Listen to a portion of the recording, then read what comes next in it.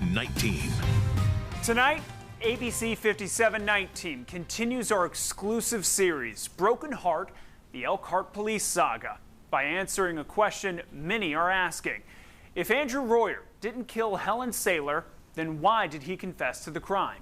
ABC57 investigative reporter Richard Bodie spoke to a world-renowned expert in false confessions and obtained deposition video of former Elkhart Police Lieutenant Carl Conway. He's here in studio with the details. Rich.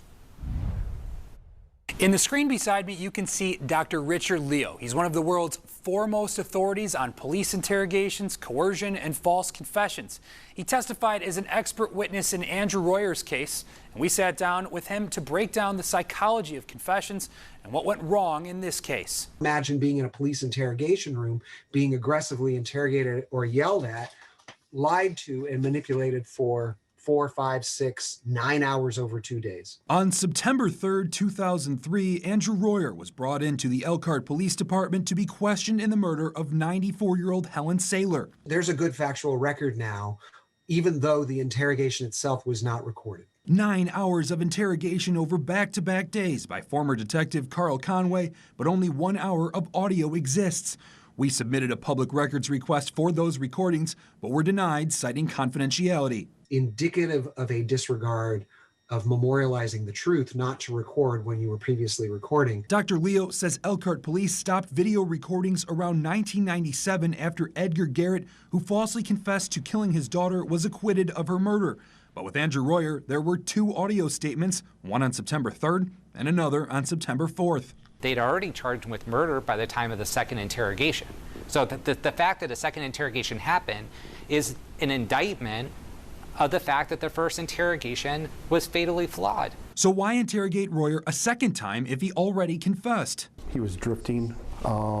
He was having a difficult time staying focused. That was 4 hours into the September 3rd interrogation. We obtained a 2018 deposition video where Conway says despite Royer's mental fatigue, he decided to record Royer's confession.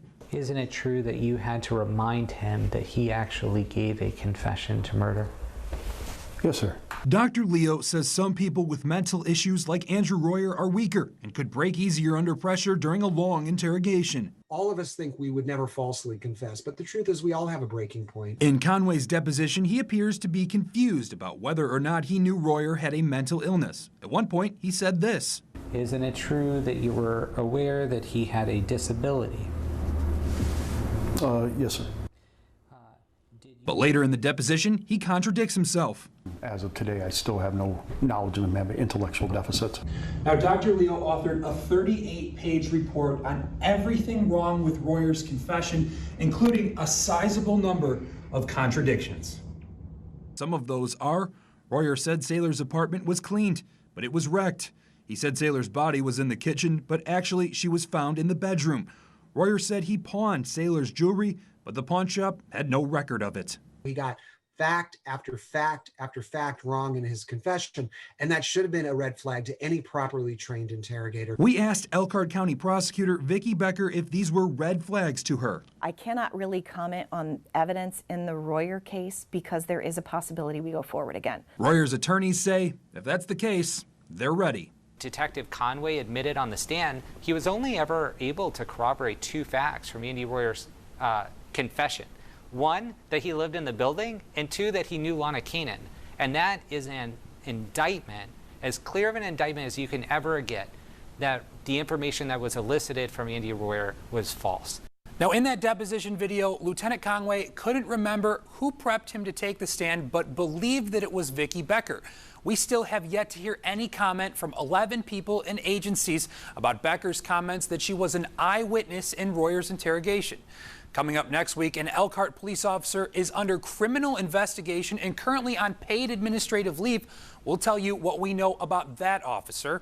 For now, in studio, Richard Bodie, ABC 57 News.